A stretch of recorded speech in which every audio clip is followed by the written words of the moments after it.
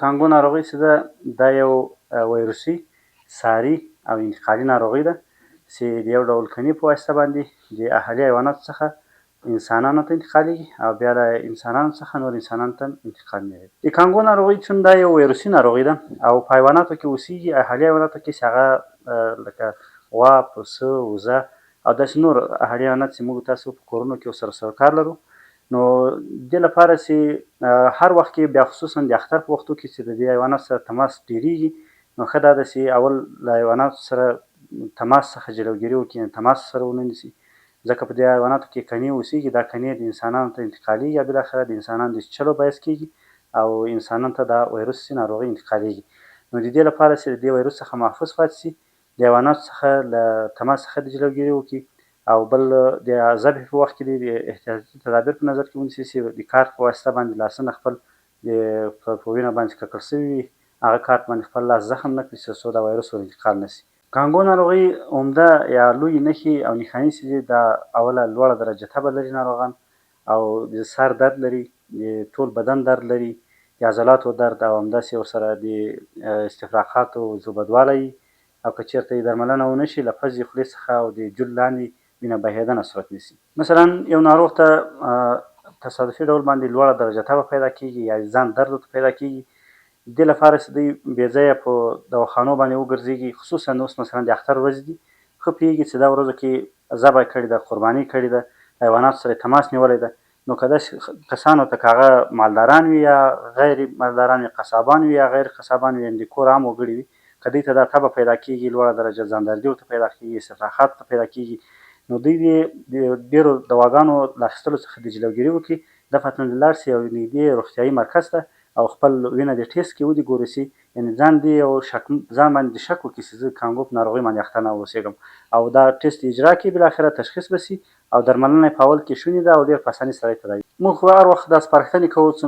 بروشرونه او پوسټرونه او کتابچې او د عامه پوهاوي لپاره مو دا آماده کړي دي، د عامه پوهاوي پروګرامونه مخ ته وړو. نو ښه دا ده چې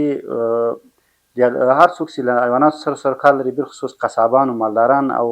د کوم هر وګړي چې د کور دي په دې اوس د اختر په ورځو کې او بېل اختر له ورځو نه دوی دې کوشش وکړي چې د ذبح او د حلالو په وخت کې دستکش په لاس کې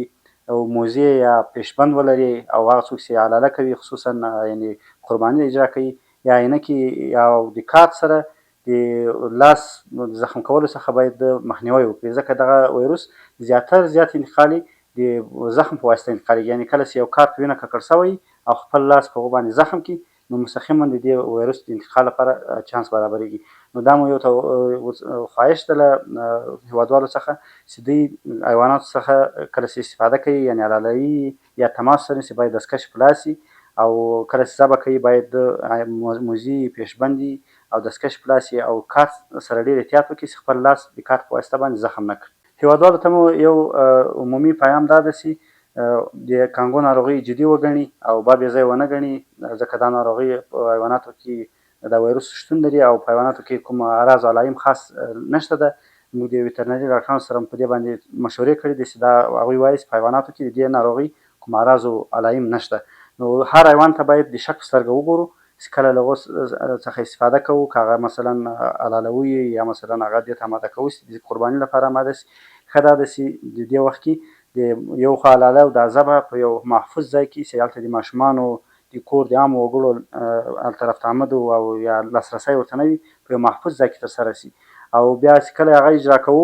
باید هغه احتیاطي تدابیر چې هغه ماسک ده او دستکش دي، موزې دي او کارت سره داسې یو تدابیر باندې د حلاله ترسره شي چې خپل لاس د کارت په واسطه زخم نه کړي تر څو پورې د ویروس له انتقال څخه جلوګیري وشي. او هم په کور کې چې کله غوښه ټوټه کوي، دغه د